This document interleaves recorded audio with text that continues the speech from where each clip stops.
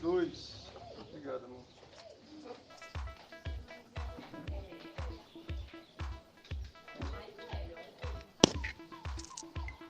Atos, capítulo 2, versículo 42. Mantenha sua Bíblia aberta aí. Nós não iremos ler outros versículos, mas nós iremos olhar esse versículo de novo, várias vezes. Nós iremos ler só o 42. Acharam aí? Por ler aí, Gabriel, bem alto. Como está aí na tua versão?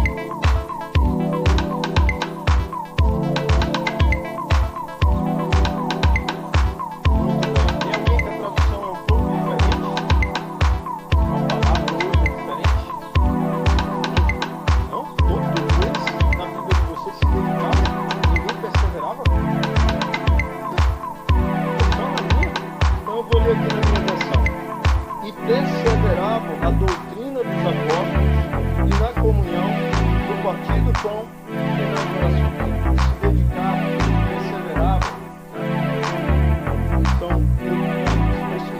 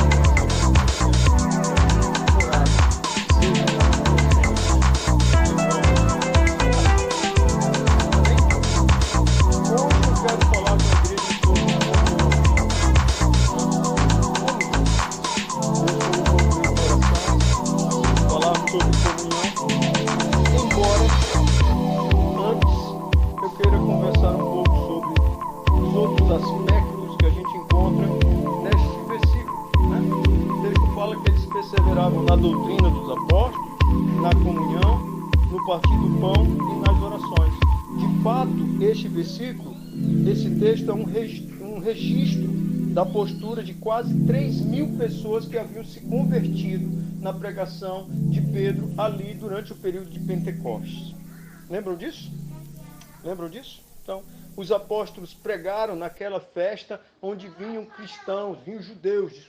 judeus de todas as cidades circunvizinhas, de todos os países vizinhos para onde os judeus tinham sido espalhados. Na festa de Pentecostes eles se reuniam e ali, enquanto estavam todos reunidos, desce sobre os cristãos o Espírito Santo, eles são batizados com o Espírito Santo, eles oram e falam de modo que aqueles homens que haviam nascido em outros países, mas que eram judeus e que guardavam as festas, guardavam os mandamentos judaicos, eles vinham para ali, mas eles falavam grego, eles falavam outras línguas, eles compreendiam, a mensagem chegava até eles, né? E neste tempo, por conta da pregação de Pedro, quase 3.000 pessoas haviam se convertido, e esse texto fala dessas pessoas, de quase 3.000 pessoas que foram para uma festa com um plano, com um projeto. Tá? Eles iam todo ano, ofereciam suas ofertas, ofereciam seus holocaustos e depois participavam da festa e voltavam para as suas casas. Estas quase 3.000 pessoas ouviram a mensagem e creram.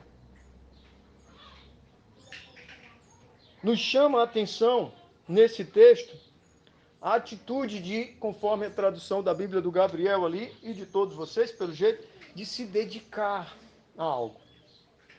Eles foram impactados por uma mensagem, e no versículo seguinte, no 41, se vocês lerem, ele vai dizer que eles creram na mensagem da cruz, creram na mensagem de Cristo, creram que Jesus é o Filho de Deus, creram que somente por meio de Jesus Cristo se chega à vida eterna com Ele, né? Porque a vida eterna todos nós chegaremos, mas a vida eterna na companhia de Cristo, que é o que interessa, porque a outra companhia a gente não quer, né? Eles entenderam que isso era real e entregaram suas vidas a Jesus, e o texto que nós lemos diz que eles perseveravam. Eles perseveraram nos apóstolos, ou no ensino dos apóstolos, eles perseveravam na comunhão, eles perseveravam no partir do pão e perseveravam nas orações. Desses quatro aspectos aos quais eles se dedicavam, a qual eles perseveravam, eles insistiam, 3 deles nós iremos comentar rapidamente, e o quarto, que é comunhão, nós olharemos ao final, tá? 3 deles são de mais fácil compreensão. Talvez você esteja pensando, eu vou falar mais sobre isso, mas comunhão é algo simples de entender, e nós vamos ver que não é tão simples assim, tá? Embora seja algo que está na boca de todo crente. É um tempo bom de comunhão. Será que foi um tempo bom de comunhão mesmo? O que é comunhão? Tá? Mas eu quero olhar com vocês isso, certo? Quero olhar com vocês que eles perseveravam na doutrina dos apóstolos, tá? Que trata do ensino. A doutrina dos apóstolos trata dos fundamentos de Cristo. Aquilo que os apóstolos receberam e aprenderam de Cristo, eles estavam ensinando a estas quase 3.000 pessoas. Por quê? Porque elas não iam permanecer ali para sempre. Aquelas pessoas estavam ali, deixaram suas cidades, deixaram suas casas, deixaram seus demais familiares, deixaram seus negócios e não iriam permanecer ali por muito tempo. Então eles tiveram ali um intensivo de ensino, um intensivo de comunhão, um intensivo do partir do pão e um intensivo de orações. Então a primeira coisa que nós observamos é que eles ensinavam os fundamentos de Cristo. Eles perseveravam nos princípios, eles perseveravam nos exemplos dos mandamentos deixados pelo Senhor para aqueles que decidiram segui-lo. Tais como alguns dos exemplos dos ensinos que os apóstolos tiveram que passar para aqueles homens e mulheres rapidamente. Tais como testemunhar a respeito do que Cristo tem gerado de transformação em sua vida. Vocês conseguem imaginar Mateus encostando e dizendo, olha, o mestre nos ensinou, e eu vou escrever aqui, e um dia isso vai virar um capítulo, um versículo, né? O Senhor nos ensinou que nós devemos ir e anunciar o evangelho de Cristo a toda criatura. Então vocês hoje estão ouvindo e vão falar. E aqueles homens dizem, sim, mas a gente vai falar o quê? O que vocês ouviram. Mas especificamente, eu vou chegar para a pessoa e vou falar de quê? E ele dizendo para aqueles homens, olha, fale do que Deus tem feito na sua vida. Se você conheceu a Cristo, isso fez diferença na sua vida, fale sobre isso. Essa era a doutrina dos apóstolos, uma das coisas que eles ensinavam. Outra das coisas que eles devem ter ensinado àqueles homens, o dar a outra face. Se baterem de um lado, oferece o outro. Se te obrigarem a andar 1 milha, anda com ele 2. Por que eles ensinavam isso? Porque isso ia de encontro aos ensinos que eles receberam a vida inteira. Os ensinos de Cristo desafiavam as pessoas a uma mudança de comportamento, de postura. A doutrina dos apóstolos não era os apóstolos num curso de teologia com aqueles homens falando da história do judaísmo até chegar em Jesus. Não. Era eles testemunhando a respeito do que eles tinham vivido nos 3 anos que caminharam com Jesus. Era eles falando daquilo que eles tinham ouvido. Muito das coisas que eles estavam ensinando aqui, igreja, estão registrados aqui nos 4 evangelhos. E que na época não existiam. Não era, leva essa cópia aqui dos evangelhos, leva João brigando com Mateus, né? Porque os outros 2 Lucas não eram apóstolos. Mas eles estavam aqui, os discípulos, e ele disse assim, não, leva o meu evangelho. Aí ele disse assim, não, João, ele está levando o meu, então leva os 2. Não tinha isso, gente. Ele não tinha. Mas eles estavam ensinando. Eles estavam ensinando, nega-se a ti mesmo, tomando a cada dia a tua cruz. Eu consigo imaginar os apóstolos ensinando isso, sabe? Diz assim, olha, vocês têm que aprender que de agora em diante a vontade de vocês está em segundo plano. Porque vocês têm que fazer a vontade de Cristo. Quando você tiver um impulso para fazer algo que você sabe que desagrada a Deus, mata, segura a tua natureza para fazer a vontade de Deus. É a única maneira de você tornar-se semelhante a Ele. É quando você passar a agir como Ele agiu. E como foi que ele agiu? Aí eles começam a falar, olha, aconteceu isso, e Jesus fez assim, procedeu dessa forma, ensinou dessa forma. A doutrina dos apóstolos era isso. Eles perseveravam ali em ouvir o que os discípulos tinham para contar. Ó, Quer ver outra coisa que eles devem ter ensinado àqueles homens naqueles dias? João disse assim, olha, tem uma coisa importante aqui que eu lembrei, ó. Eu estou escrevendo aqui, depois vai virar o capítulo 16, versículo 33, do Evangelho de João, que diz, no mundo tereis aflições, mas tende bom ânimo, eu venci o mundo. E alguns gostam de acrescentar, e vocês também vencerão, né? Mas isso não está na Bíblia, não. Mas é legal. Nós também venceremos. Se perseverarmos, se entendermos que as aflições, elas são inevitáveis. As angústias, as perdas, são inevitáveis. Então eles precisavam ensinar aqueles homens que o fato deles terem conhecido a Jesus não dava para eles um salvo-conduto, não dava para eles um bônus, um voucher de vitória. Por onde você passar agora é só mostrar a carteirinha, sou cristão, e eles vão abrir as portas, você vai passando e vai vencendo e vai ganhando. Se você tem negócio, irmão, levanta lá o cartãozinho, sou cristão, e você vai ter lucro. As pessoas... A Bíblia não diz isso em lugar nenhum, mas é impressionante como alguns acham que sim, o que Jesus disse foi, no mundo tereis aflições. Eles precisavam ensinar isso, porque muitos acreditam que agora que eu entreguei a minha vida a Jesus, meus problemas acabaram. Hã? Acabam, diminuem, à medida que nós paramos de cavar os buracos onde a gente mesmo tropeça e cai. Se nós pararmos de cavar, se nós entendermos que a nossa vida é uma semeadura e pararmos de semear sementes ruins que inevitavelmente iremos colher, aí a nossa vida melhora. Mas muitas vezes tem semeaduras, tem árvores da nossa plantação que não tem jeito. As consequências do que nós plantamos vão nos acompanhar para o resto da nossa vida. Não tem jeito, tem aquele limão amargo que você vai ter que chupar e aceitar, porque você plantou para o resto da sua vida. Agora, você pode sim parar de lançar uma semente ruim e lançar uma nova semente, uma boa semente, para que com o tempo possa passar a colher bons frutos. Mas mesmo assim, tereis aflições. O único que Jesus disse foi, no mundo tereis aflições. E isso ele falou para os cristãos. Porque para o bom entendedor, ele diz, olha, vocês, cristãos, aqui no mundo, enquanto estiverem vivos, terão aflições. Vocês que nasceram de novo, enquanto estiverem aqui, tereis aflições. Não tem jeito, é inevitável. Porque o sol, quando ele nasce, sobe e esquenta para todo mundo na mesma medida. Não existe uma sombrinha em cima do crente. Não existe. Não existe.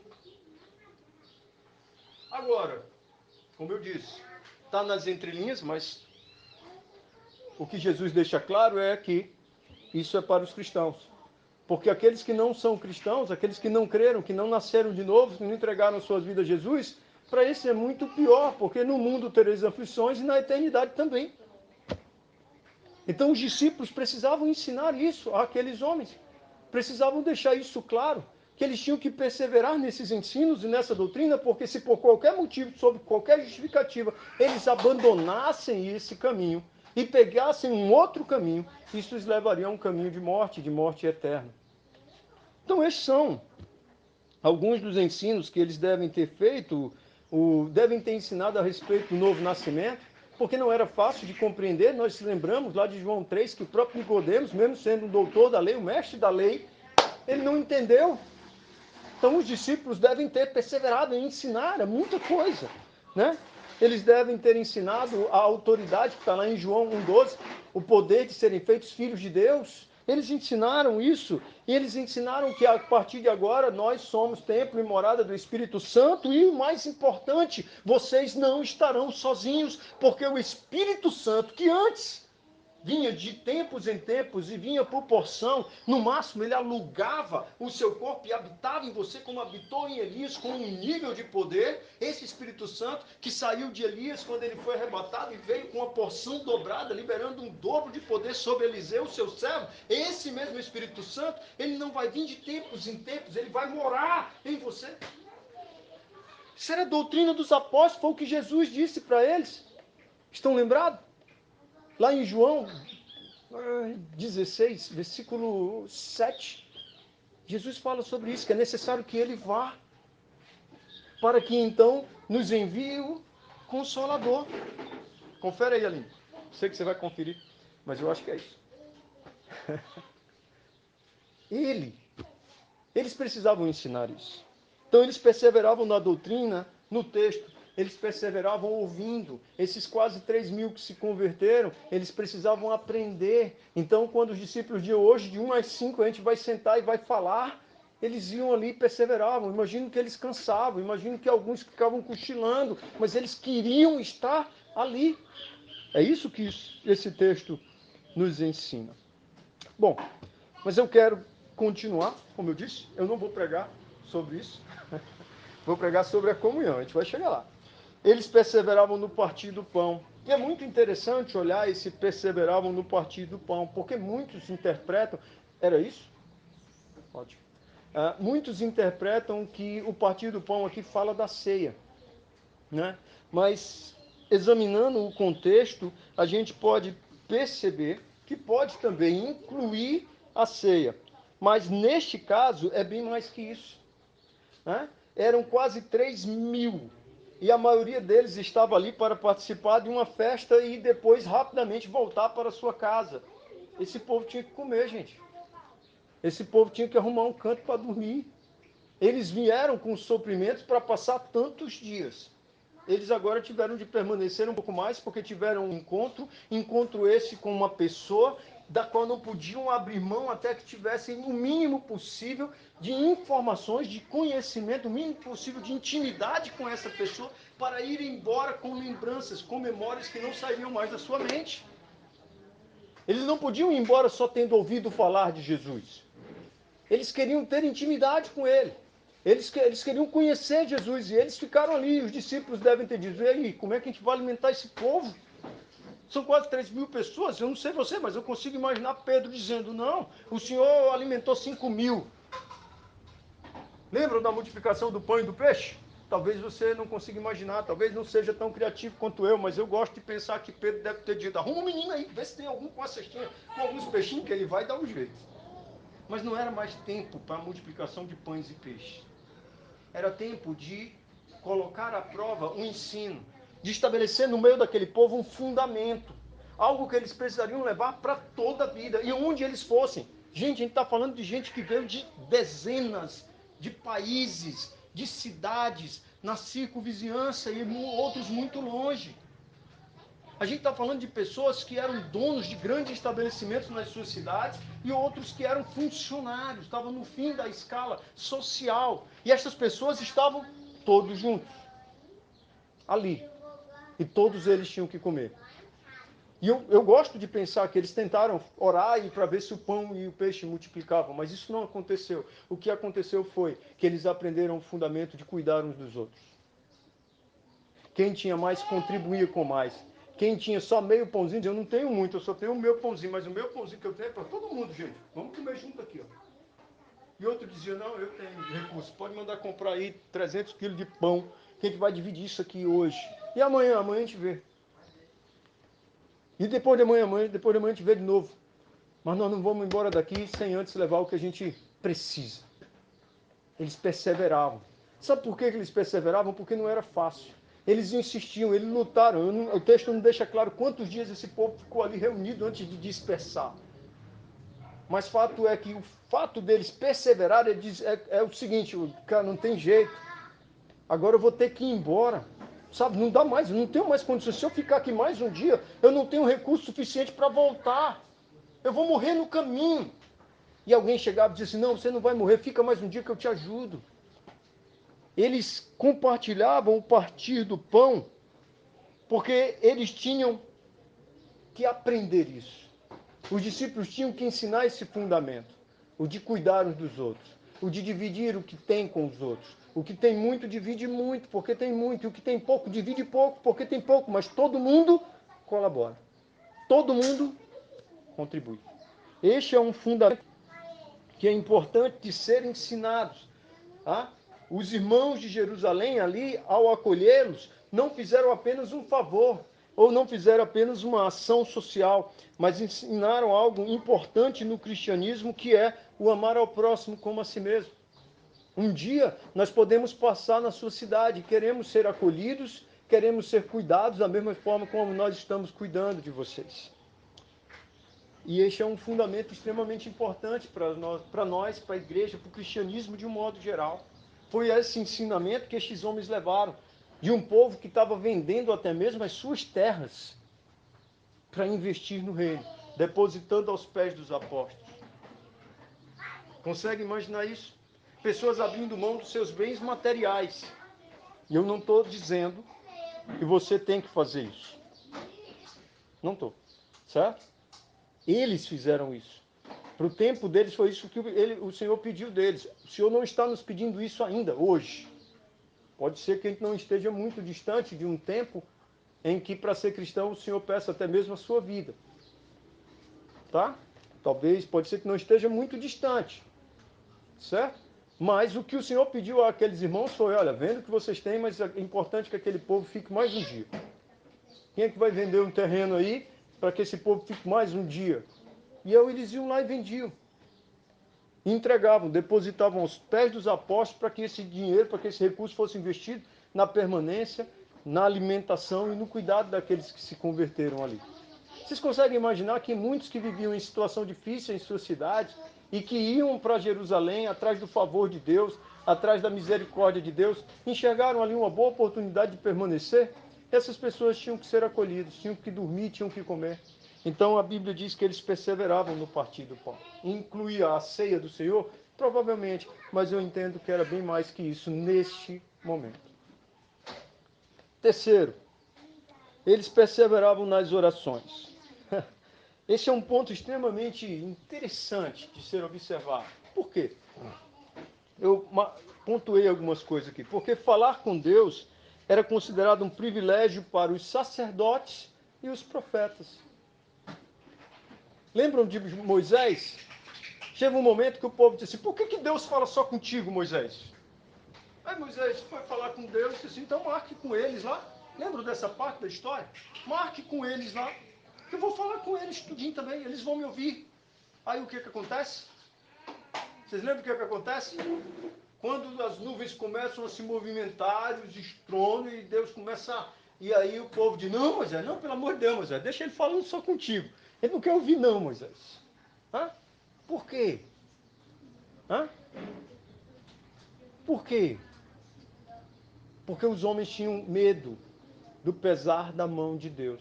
Por que que no Santo dos Santos, lá no tabernáculo, era restrito a apenas um sacerdote? Para ele entrar, ele tinha que se purificar, ele tinha que dar as suas vestes limpas.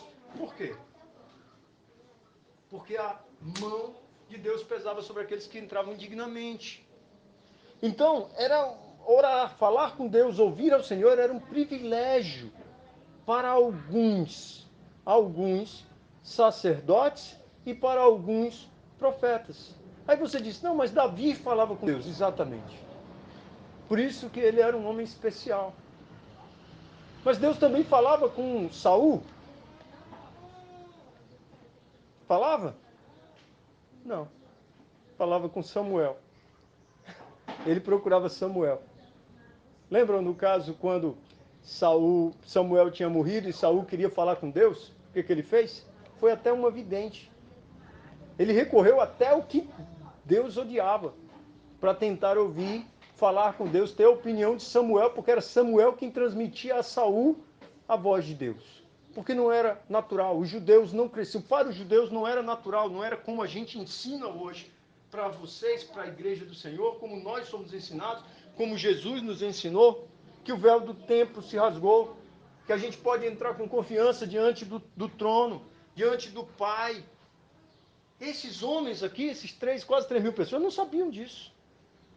Eles faziam longas viagens para vir até o templo, para no templo oferecer sacrifício para que os sacerdotes intercedessem ao Pai em favor deles. E agora, eles estavam aqui perseverando em oração. Eles estavam aprendendo a perseverar em oração.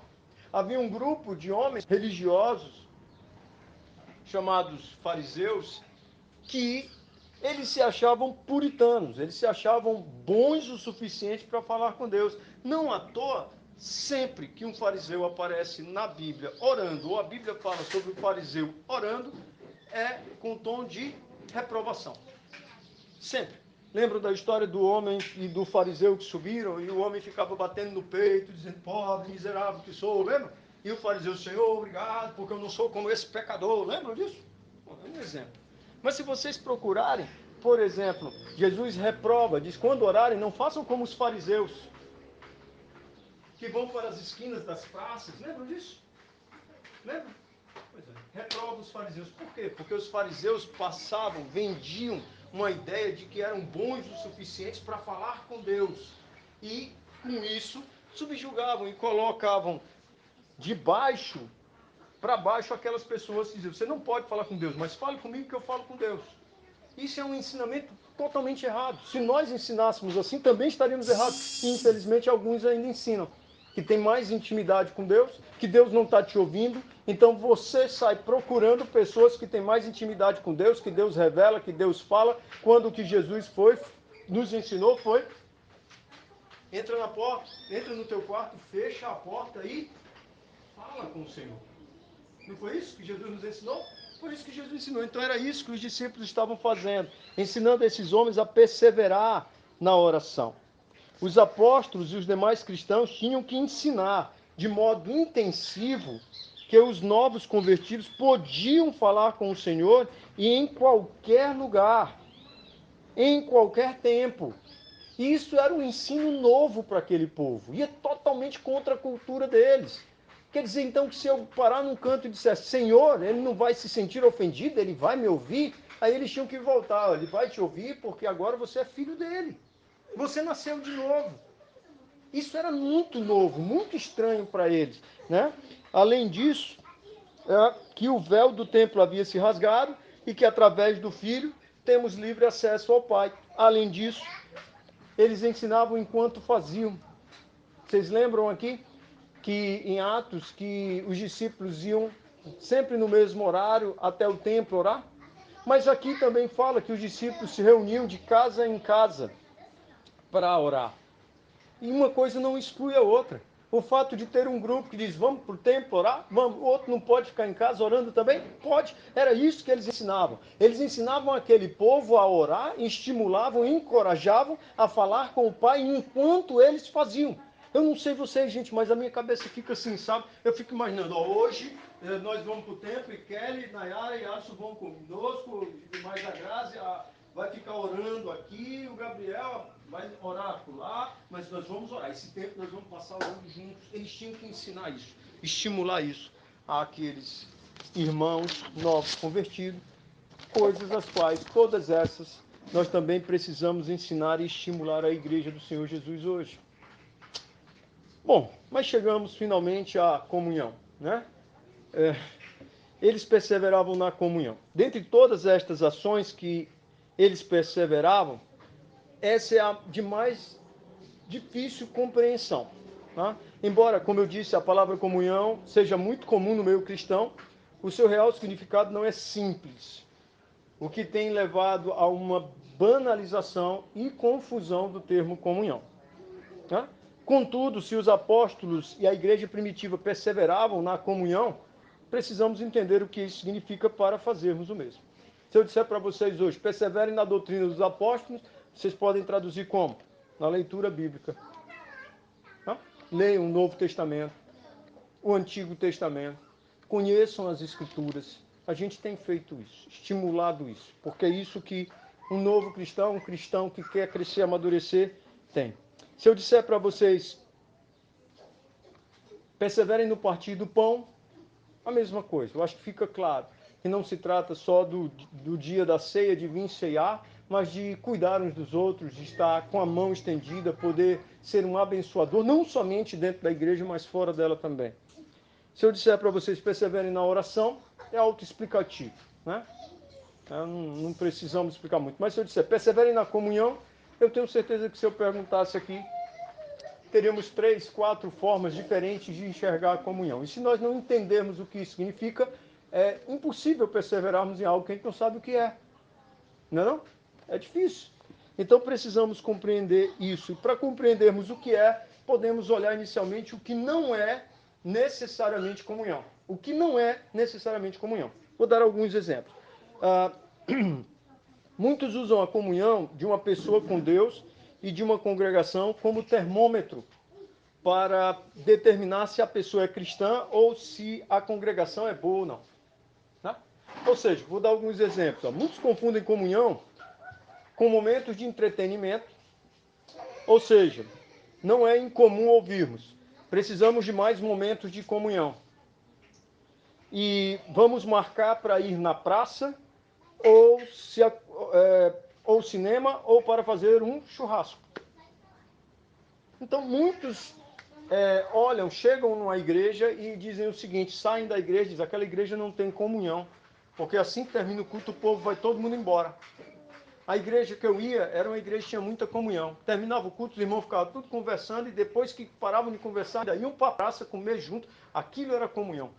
Será que entretenimento, será que comer juntos é de fato comunhão? Esta comunhão, será que é isso que os discípulos estão ensinando a esses irmãos aqui? A perseverarem? Perseverem em ficar conversando depois do culto, perseverem em ficarem comendo juntos na praça. Será que é disso que ele está falando?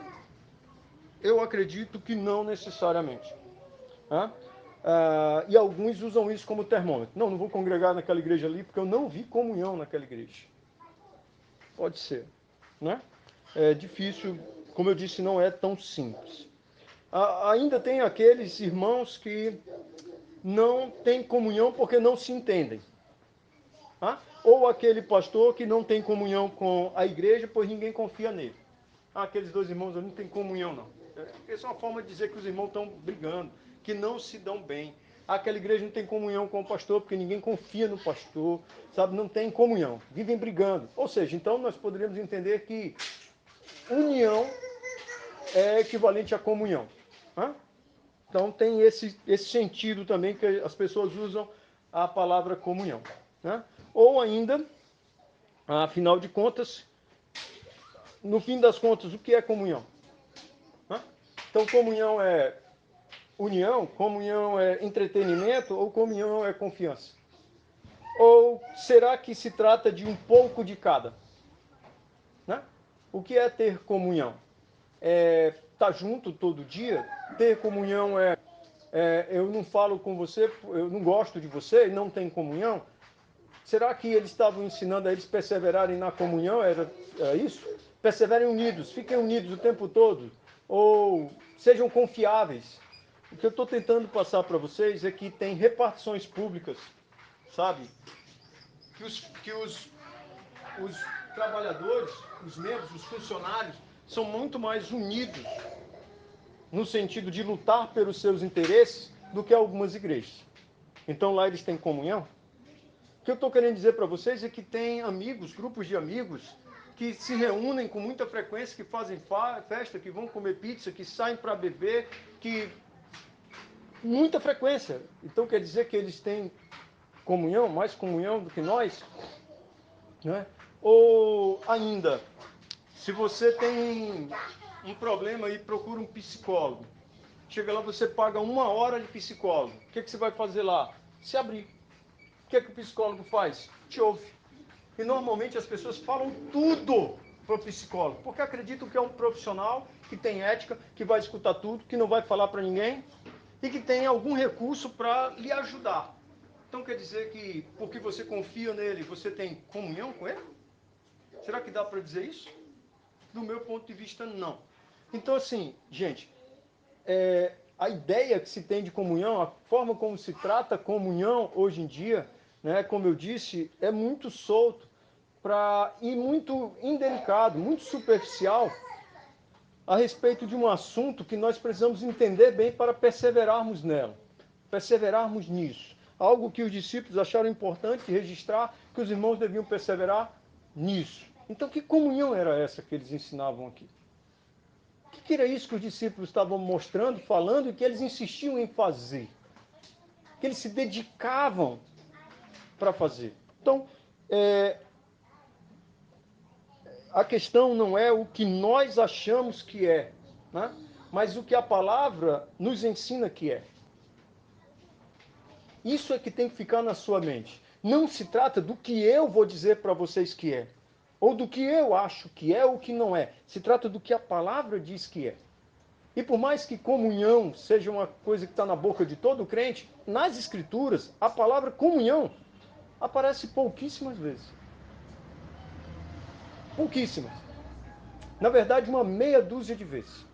Tá? E a gente vai olhar alguns desses textos hoje. Certo? Vai olhar alguns desses textos hoje rapidamente. E a verdade é que não encontramos, como eu disse aqui, mas o suficiente para concluirmos algumas características fundamentais. Então, vamos olhar esses textos e identificar algumas características, e eu peço que vocês examinem as escrituras e procurem identificar no texto que a gente vai compartilhar com vocês outras características para que a gente entenda no que a gente tem que perseverar. Como eu disse, não saíssem do versículo 42, porque o primeiro texto que a gente vai olhar é esse. Né?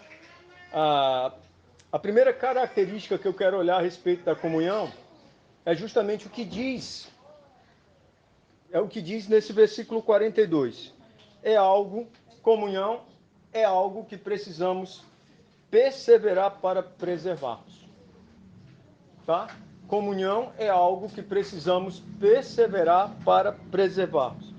Tudo o que precisamos perseverar para termos, normalmente não são naturalmente fáceis e normalmente também não são naturalmente agradáveis. Concordam comigo?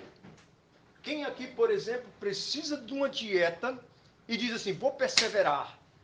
Gente, Kelly, você não diz, vou perseverar, vou me esforçar todo dia para comer chocolate. Diz. Ninguém diz isso. Por quê? Porque é prazeroso. É bom. É agradável para o nosso corpo. Mas normalmente, quando a gente precisa se esforçar, se dedicar para perseverar em algo, não é algo que é naturalmente agradável ou fácil. Então a gente já pode tirar, do meu ponto de vista pelo menos, gente, os entretenimentos da lista de interpretação do que é comunhão. Porque se entretenimento for comunhão, os irmãos precisavam perseverar para ter entretenimento? Do meu ponto de vista, não. Um outro fator importante, né, é que se nós pensarmos bem, as coisas que nós perseveramos para preservar, para conquistar, para continuar, são as que normalmente mais valem a pena. Então, mesmo que a gente não saiba exatamente ainda o que é comunhão, essa é uma característica importante. Tenha em mente que é algo que, se você não perseverar para guardar, ela vai se perder. Se você não perseverar para preservar, ela se perde. Então, comunhão não é algo que você entrega a sua vida a Jesus e conquistou para sempre. Não, não, não. É algo que pode se perder. Precisa se perseverar. E, naturalmente, não tem só coisas boas na comunhão. Porque se só fossem coisas boas, não seria necessário tanto esforço. Né? A gente conquistaria tranquilamente. Tá? Então, tenham isso em mente. Primeira característica. No final, eu quero que vocês concluam mais ou menos o que é comunhão. Tá bom? Segunda característica, eu quero que a gente vá junto um pouquinho aí para frente em 1 Coríntios 1,9. Um pouquinho para frente, 1 Coríntios 1,9.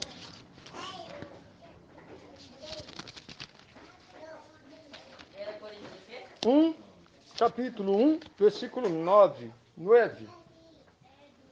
9. 9. 9. Amém? Encontraram, igreja? Amém, Miguel? Amém?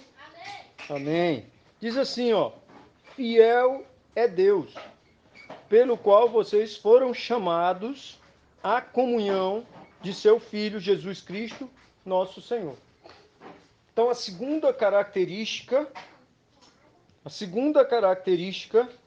que eu quero chamar a sua atenção quanto à comunhão é que é algo para o qual fomos chamados a viver. Então, comunhão não é algo que nós fomos chamados para ter, algo que nós fomos chamados a viver. E observe, a comunhão pertence a quem? A Jesus.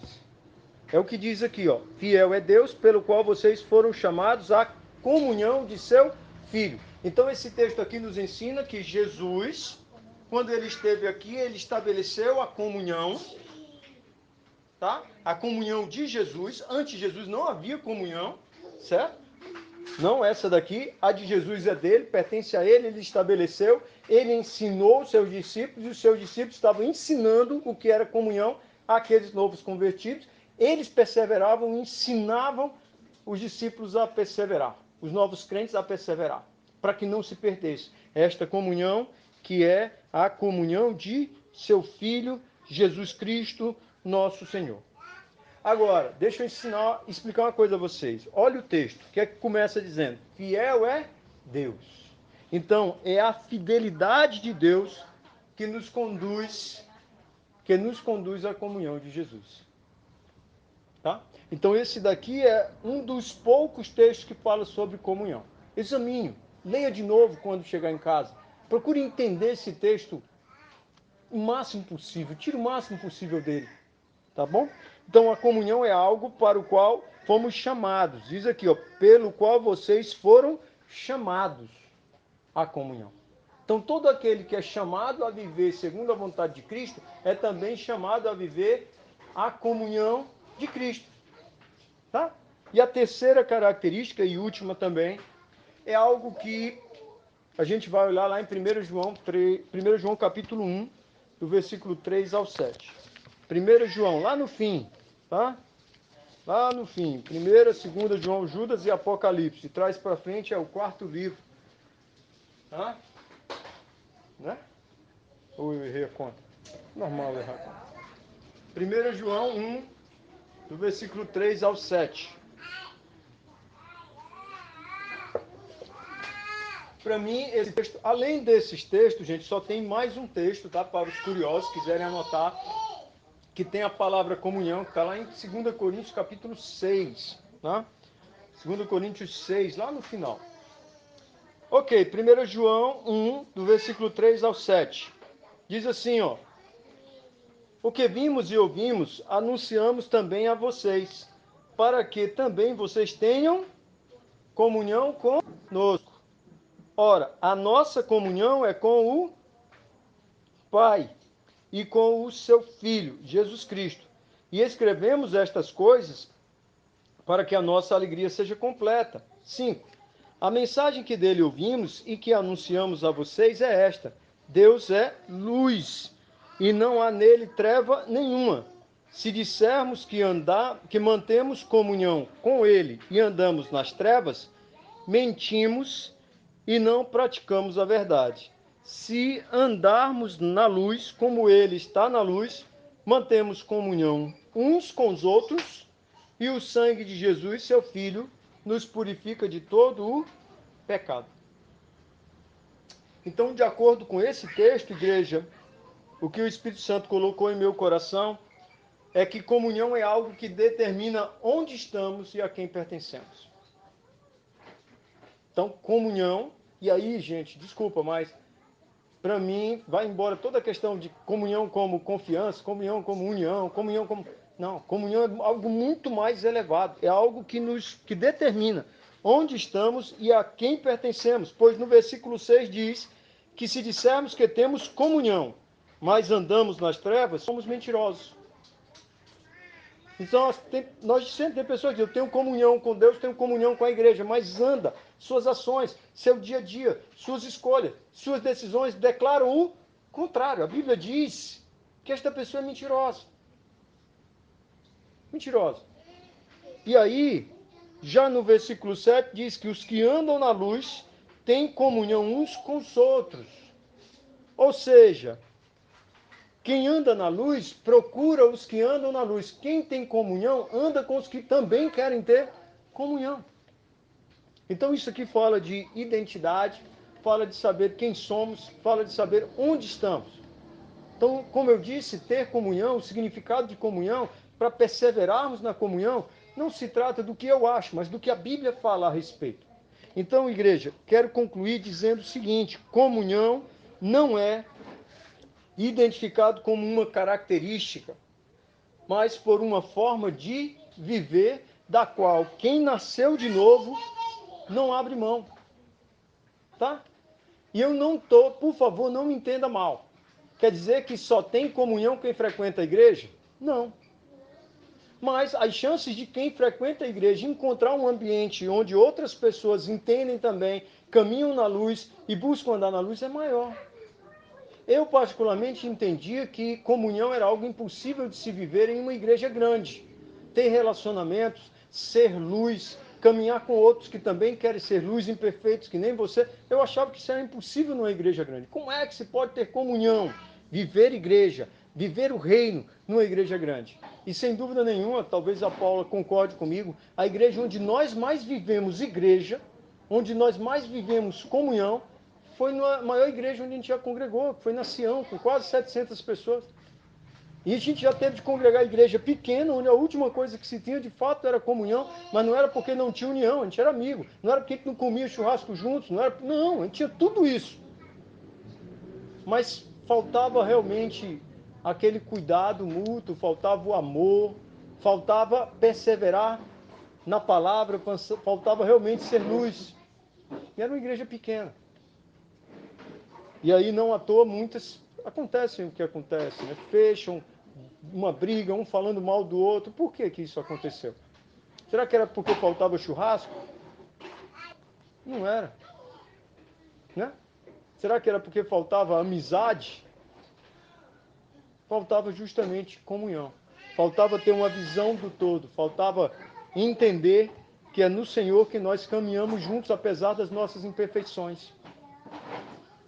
Bom, ter comunhão com Deus é obedecê-lo, e com os irmãos é ter um lar, uma família, um lugar onde as pessoas têm liberdade para nos abrir os olhos e nos chamar de volta ao caminho. Isso é ter comunhão uns com os outros, sabe? É você realmente dizer, eu confio em você, você pode falar comigo. Ter comunhão com Deus é simples, é obedecê-lo. Não tem jeito de ter comunhão, de ter comunhão com Deus desobedecendo Ele. Isso é, como diz o texto aqui, andar nas trevas. Ou seja, gente, ter comunhão com Deus e com o corpo é andar na luz. E andar na luz é andar sobre a verdade. Isso é um estilo de vida. Agora, isso não é ser perfeito, mas tentar perseverar todos os dias, viver segundo a vontade de Deus. Portanto, para concluir, comunhão é uma marca daqueles que se esforçam por relacionamentos eternos. Tá? Comunhão é uma marca, é uma característica daqueles que se esforçam para manter e ter relacionamentos que eles entendem que não vai parar neste tempo e nessa terra, que são algo muito maior. Amém?